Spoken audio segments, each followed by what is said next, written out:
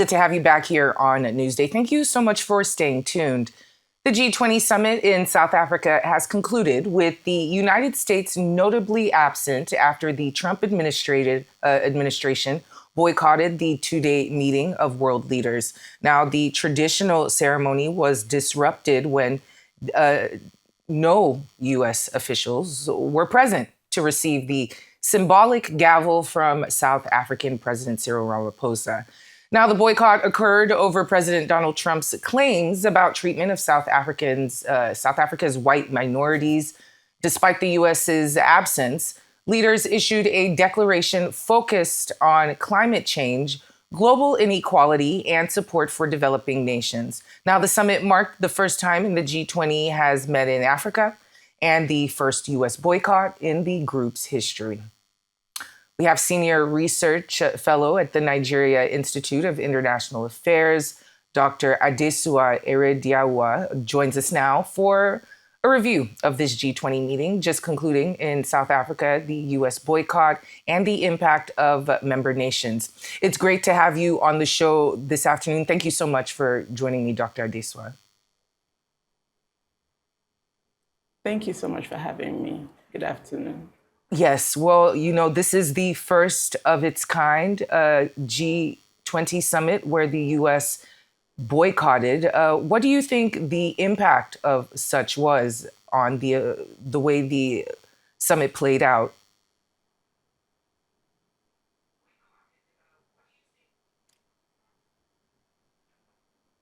Yes, it was significant. It was new, first of its kind. Pretty strange, surprising. Opinions may differ about that.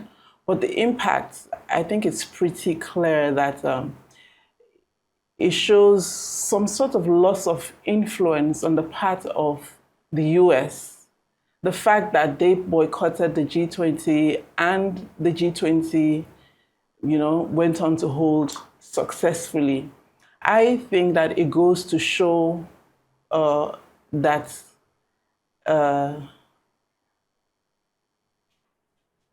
the dispensability of the United States.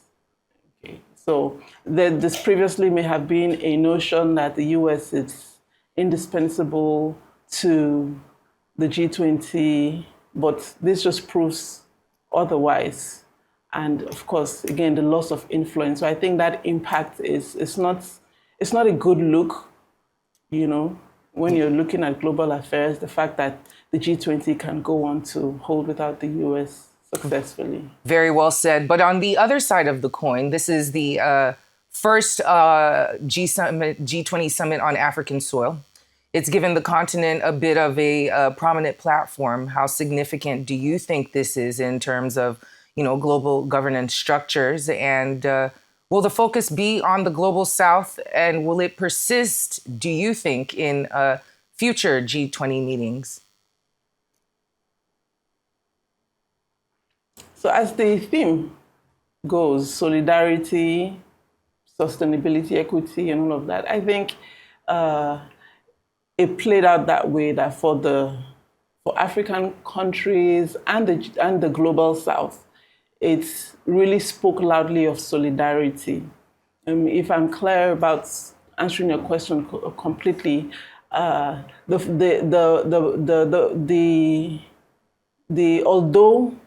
the declaration or declarations were non-binding, although there is more of rhetorics, I think that with the next G20 summit, the agenda has to take off from where it last stopped, which was all about Africa and the global South, giving Africa a higher voice of influence in global governance, debt sustainability, reform of the international financial institutions to benefit Africa and the global South. Conversations have to, that's where conversations have to start from.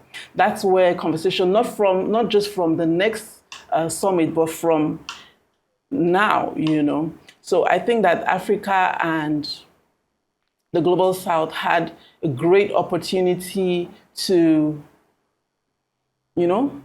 put forward the Africa agenda, the Global South agenda, which I've already mentioned. Right. Increase participation in global governance, in international financial institutions, debt relief, industrialization, improving value chains, AI governance, and all the conversations that they had and the declarations that were had. So all interactions, all conversations, global conversations, multilateral conversations have to take off, I think, should take off from this point, which puts Africa and the Global South forward. Very, very well said. What do you consider was the most significant outcome of the summit?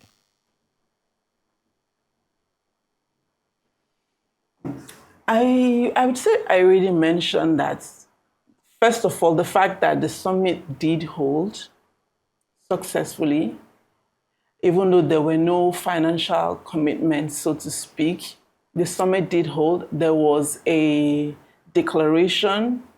There was I think there was a handover, there was a summit, and the conversations at the summit were centered as a theme when solidarity on Africa, on equality, on giving increased voice to Africa and the Global South. And that's something that was really significant about the big success was the fact that, Africa hosted for the first time. Yeah. Yeah. And that would be the major win. Yeah, we definitely put our best foot forward for the continent. But in terms of the diplomatic relations, which obviously will be worsening between the U.S. and the Global South bloc, there was a dispute over the ceremonial handover of the G20 presidency to the U.S., of course, which highlights the worsening bilateral relations that we see. What could be the long-term diplomatic ramifications of this specific protocol breach between Pretoria and Washington, D.C.? So if I'm correct, the handover didn't go out as it should have because the President Cyril Ramaphosa, of course, wouldn't hand over to a younger official. And they had to sort that out diplomatically behind closed doors and all of that. I don't know if it worsens relations because we're all aware, the boycott proved that and happenings in the past, that there have been these tensions between the US and South Africa. It's not tensions between the US and the entire Global South. It's not tensions between the US and the whole of Africa. If you look at some bilateral relations between the US, some are good, some are not so good, like with South Africa. So considering that the relations are not so good, it would have been out of place for the President Cyril Ramaphosa to have done otherwise. I think that they were on the right track. However, speaking about the future of diplomatic relations, there's opportunity for that to be improved. Diplomacy and relations are all about economics, specifically economics. Once there are national interests, things to gain, things to lose, which there are in bilateral relations between the US and South Africa, I think there's an opportunity for conversations and for rapprochement and all of that to occur when they have conversations behind closed doors. South Africa is a sovereign state and they are well within their rights and their place to do everything they've done. However, there is opportunity, there is the need for the US and South Africa for them to, sort out those differences. South Africa has critical minerals that, that the US needs.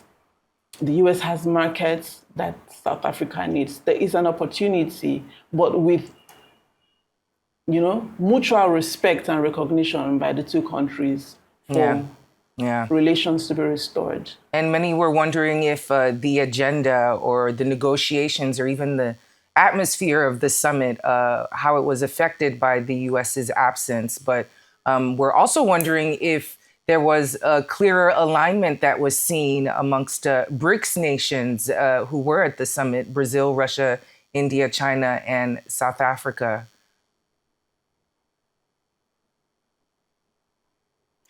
Yes, I think there's clear alignments. I think they were well represented. The Russia, China, they were well represented.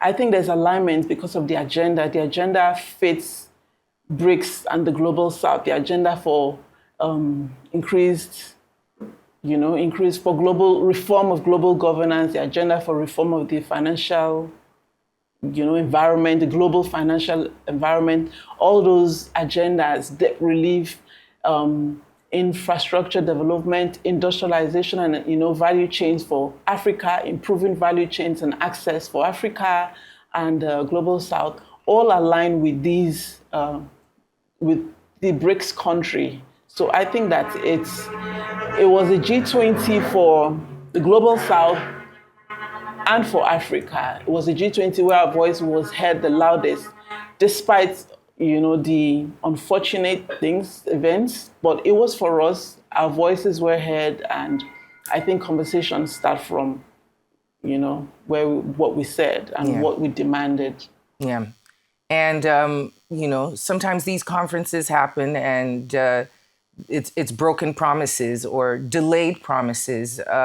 Despite the U.S.'s opposition, the declaration included, of course, strong language on climate finance and debt relief. In your opinion, how likely are these commitments to be fully implemented without the U.S.'s participation?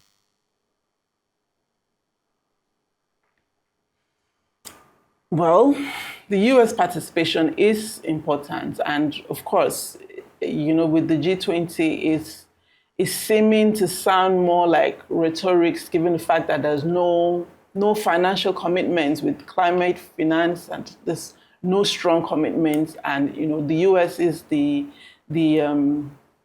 major financer. But I think that if the EU would want to assert their influence stronger in global affairs, which I think they should and they do, I think that they would be willing to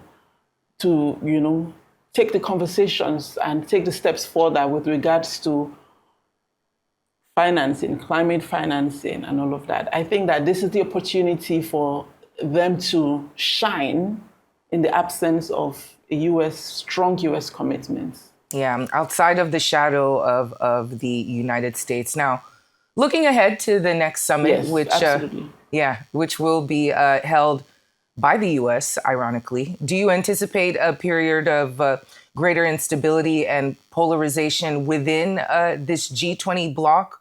Or do you think that more mature heads might prevail and, the forum might find a way to maintain their purpose as the premier global economic cooperating body? I think that initially there would be that fragmentation, which there is as a result of how the summit ended. What I do think is that fragmentation will increase solidarity among the global South, which includes Africa. I also think that increased solidarity will make Africa and the global South more attractive to the West, to the EU, I mentioned, and of course to the United States. I think that when there's an increased solidarity and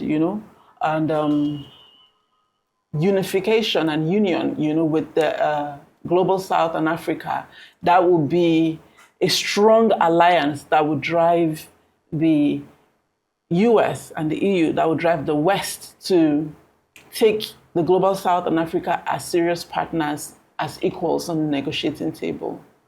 Well, I think there was a second part of your question that I may have missed. Please go ahead. Oh, whether or not I didn't get the second part about... Well, whether or not the G20 can hold together and have things move forward despite the global tensions that are on ground and prevailing just before the next G20 meets. Yeah, so I think I may have responded to that. And in sum, it's a yes. Over a period of fragmentation, separation, and then solidarity among the global South, coming together, and then I think I addressed that. You definitely did, and yes. Thank you so much for addressing all the other questions I had and for giving us some insight into this historic G20 summit. Thank you so much for joining me, Dr. Adesuwa Erediauwa from the Institute of International Affairs.